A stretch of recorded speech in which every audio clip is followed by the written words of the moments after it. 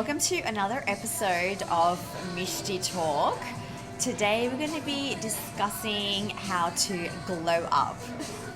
Yes.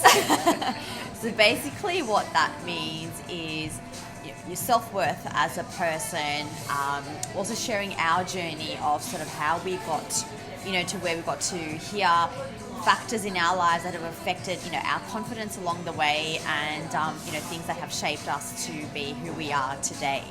So I just want to sort of kick off, I guess. I was just kind of thinking about this when we were talking, where it kind of started for me as to I wasn't, always an extrovert. I was very much sort of in my shell, very shy, awkward person, growing up. And for me, it kind of started in primary school. So two things that I can kind of put it down to that affected my self-confidence and worth was, experiencing sort of racism at an early age as a child, because Australia wasn't very diverse. Back then, even Sydney, I was maybe one of two or three people in my whole school that came, from my, specific background. And then that makes you question or be ashamed of, who you are, and I guess not be proud of your heritage. So that kind of stayed with me for some time. Especially being so young and vulnerable, that, impacts you. I think that's very true, because I remember when I was in preschool and kindergarten, and when I look back at the photos, I was the only brown kid. Whereas if you look at the photos today, it's really hard to find a non-brown kid. Yeah, it's very diverse. It's very much a melting pot, which is great. But we didn't grow up in that environment. No. Yeah. So that does it is true, because I used to always sort of retreat in my little shell, not being proud of who I was or my background, or if anyone asked, I used to sort of hide it. You know what I mean? Yeah, you were ashamed of where you came from and who you were, and you almost had to feel like you had to put on another persona. Going to school, or once you left home, just to fit into the outside world. So that took some work to kind of, get your head around and acknowledge and be proud of, who you were. So when did you feel like you got out? I think I was in high school, I would say, when I kind of met more like-minded people, and it was still more of a diverse, I guess, open-minded, group of friends. I think that definitely helped. Yeah. And, in general, being more involved in, my community, events, and dancing was a very, very big part of, to build my confidence, to put myself out there in a public forum. And initially, the first few years, it's not an easy task, but, over the years, that definitely helped, me come out of my shell. And the other factor that, I think a lot of ethnics can relate to is, always being compared to others by your parents. Oh, yeah, and it still happens. The constant, comparison. Yeah. No doubt, my parents love me, and as do your parents, but they can't help themselves. Yeah. And it was that constant comparison, more so my dad, because he was, very academic.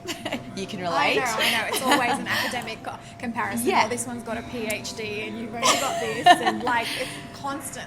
From school, you think it's going to end. Uni, no, it doesn't end. And then, later on in life, why aren't you married? Why don't you have kids? Why don't you do this? Yeah. Why haven't you worked this? This person earns this much. It's never ending. There's never a filter. That's right. Yeah. That's right. And, they coming from a good place, but they don't understand that does kind of break you down. Yes. A little bit, and does affect your confidence and your self-worth, because you're constantly being compared and being made to feel like that you're not good enough. You can't live up to their standards. No. And always being compared to a matrix as opposed to other qualities as a person, a overall, there's other qualities of a person that you should, I guess, respect, admire, look up to, apart from just what looks good on paper. Exactly. And that's what it's about. That's your unique power, your superpower. And I think that coming to that realization took me a long time to break out of that, those bubbles and, those barriers. Yeah. Right? I think when you say that, it sort of reminds me of that saying. I mean, probably not going to say it right, but you can't sort of teach a fish how to fly or a bird how to swim. A bird belongs up in the air flying, and a fish is in their own world, and both are great in their Yeah. own worlds. But the thing is, if you're trying to make a fish fly, it's never going to happen, and you're constantly going to be compared and disappointed. Yeah. Yeah. Yeah. So yeah. So how did you kind of, I guess, come out of all those barriers and challenges? I mean, I still face those challenges to this day, but it's a matter of filtering out what's going to, like, if that information is going to be beneficial to me or if it's going to break me down. And if it's going to break me down, sometimes you can't avoid certain people, right? So you have to listen to it, and then you just let it go and go, that person is coming from a different stage in life or a different thought process, which doesn't matter how much I argue or try to get my point across, they're never going to get it, and I'm just wasting my good energy on that. So I think I finally realized that in like my 20s, like after uni, after I got a job and I sort of got out there and go, I can't do this for the rest of my life. I've got to break free. Yeah, break that cycle. Yes. Yeah. I mean, it's not an easy thing to do to, come out of that, that cultural conditioning and everything that you've been, exposed to. Yes. Especially, being a child, and, that's when you're kind of being shaped, like as a person. Yeah. And then that also impacts relationships, right? Oh, definitely. And, your friendships, relationships that you have. So then if your self-worth is so low or you do not feel worthy, then you tend to kind of, I guess, take whatever is given your way. Exactly. Because you're feeling like you're not worthy. No, and also better. like in terms of relationships, like because we come from a background where we're taught you don't have girlfriends, boyfriends, you marry them. Like if they're your boyfriend or your girlfriend, you marry them. So we weren't taught how to have healthy relationships. So from a young age, and I can see it with my friendship groups and those that were close to me, we were constantly looking for guys that we were going to marry.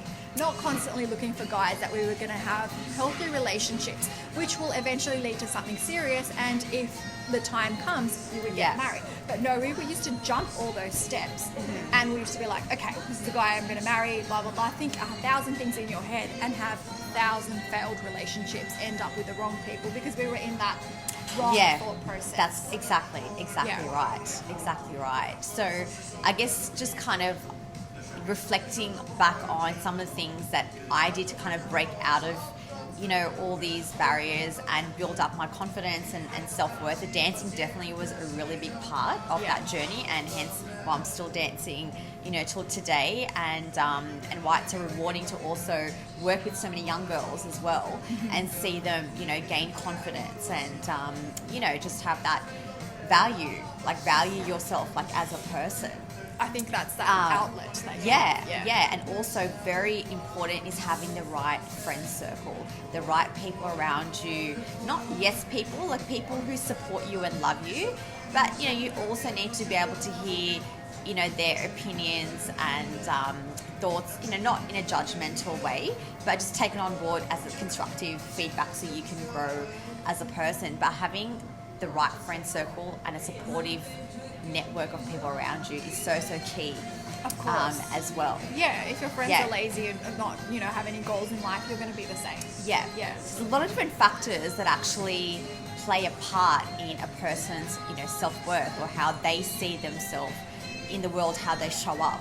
Yeah. So this impacts, their job, like what kind of jobs they will be going for, whether they think they're worthy of a promotion or whether they're just going to be forever staying in the same position and not wanting better for themselves. Even in business, whether you're going to take risks, whether you feel that you're worthy enough, whatever you're offering out there, that people are going to receive it well. Yeah, and in terms of work and business, it shows you've got a purpose in life as well. They've got a reason to do something, and if they're really passionate about it, it'll shine through, and that's when they would get that promotion. Whereas if they're just sitting dormant and going, oh yeah, I'm just going to this job, which I sort of hate, but it pays the bills, but I'm doing it anyway, and not making any changes or any life-changing decisions to improve their life, then they're just going to be stuck. Yeah. Yeah, and their self-worth goes down with that. Absolutely. And probably the biggest change for me was to decide to live on my own. Yeah.